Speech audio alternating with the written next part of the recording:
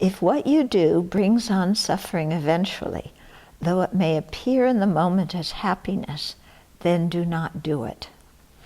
After all, beautiful food, beautifully cooked but mixed with poison, is left untouched, isn't it? Okay, so here's something about making decisions, yeah? And so there's 4 options, because there's doing something that brings happiness or benefit now, and then there's doing something that brings happiness and benefit in the future, compared with their opposites, yeah? So 4 possibilities. So for sure, if something brings benefit now and in the future, do it, okay? And for sure, if something doesn't bring benefit now and doesn't bring benefit in the future, don't do it.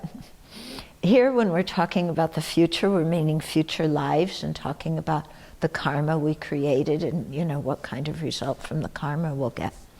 Now, the question comes, if something brings us happiness, unhappiness now, but it's something virtuous that will bring us happiness in the future, should we do it?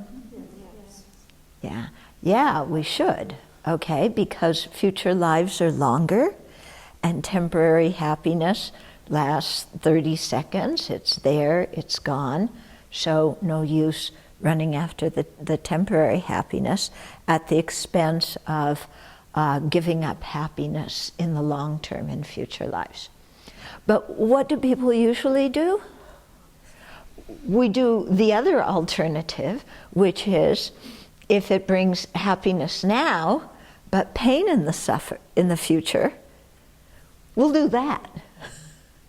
Yeah? So this is called being stupid. Yeah? But it's what we do because we are so addicted to happiness now that we are willing, but we don't even think about the long-term results of our actions. Yeah? What results will come next life.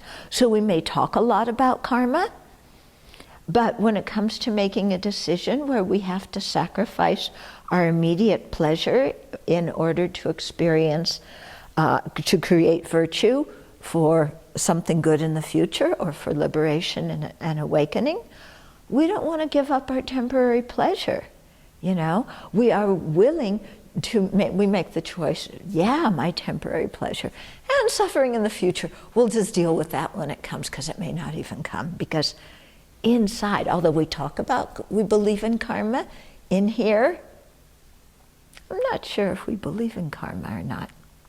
Yeah? Or we kind of believe, but karma's going to be different for us, like all our small things. We'll just purify them afterwards, yeah? No problem. And so I look at this, not only how it affects us on an individual level with our individual decisions, but also as nations, and how, like in the present situation, after the attacks in Paris, people, for some reason, people think that looking tough and retaliating is the best way to go, otherwise you're going to be stepped on, yeah? So there's no thought at all about future lives for most of these people, because they don't believe in rebirth. But even for the future 10 years down the line, or even 5 years down the line, yeah, there's no thought about if we do this action, what kind of result is going to provoke 5 or 10 years down the line. Yeah. Now, after the Iraq War, we see what was the result of rushing into a war with a lot of feeling of, we're going to retaliate and we're democracy's savior. And it made it worse you know, I don't see the Iraqi people being any happier than they were under Saddam Hussein. You know, I don't know the lives of the average person. I don't think it's any better than it was under that dictator, as harsh and brutal as he was. But how many people have gotten killed in the meantime? And how much violence has it engendered towards the West as a result of, the Iraq invasion. And so thinking about this too in terms of the response to the Paris attacks, what looking tough is politically, it'll get you somewhere because you look like the big bully on the playground. But what's going to be the long-term result of that? I don't think people are really thinking about that. So I was quite happy actually when Obama said that he didn't see, a mass bombing of ISIS as something brutal, as something good, unless we're willing to have a long-term occupation of Iraq. Yeah? And Syria too, but both of them, So who wants a long-term occupation of Syria and or Iraq? Second of all, would it be even possible, to have a long-term, occupation? Third, would it make anything better at all? Or would it just incite more civil war, that as what we've seen after the occupation in Iraq? Yeah? So, we see in our political world just this willingness to do what seems will make you popular or big or look strong at the beginning, but in the long term, we haven't really thought about the results. How do you create a safe society in these places after it's been bombed and destroyed? Yeah? And so similarly, from the side of ISIS, they're also not thinking, what are the long-term results of their actions? They just want to, again, look big, look strong,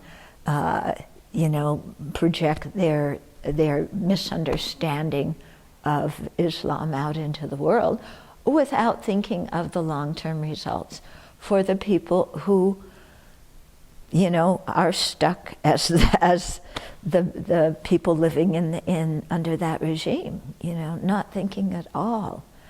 And so, this advice here, what he said, if what you do brings on suffering eventually, though it may appear in the moment as happiness, then do not do it. After all, food beautifully cooked but mixed with poison is left untouched, isn't it? Yeah, so whether it's in a national level, a group level, or our own individual level, not to be drawn in by the immediate pleasure that's going to come at the expense of long-term good. But you can really see how difficult this is, in many areas of health, the doctor will give people instructions on how to care for their body, and because they see following those instructions as not bringing them the immediate pleasure they want, they ignore the instructions and then suffer from a lot of disease and injury later on. Yeah? So we need to really think, because all of us are, again, the immediate pleasure, because the immediate vision of this life is so entrancing that we have a hard time overlooking it. But it certainly would be to our benefit to think long term.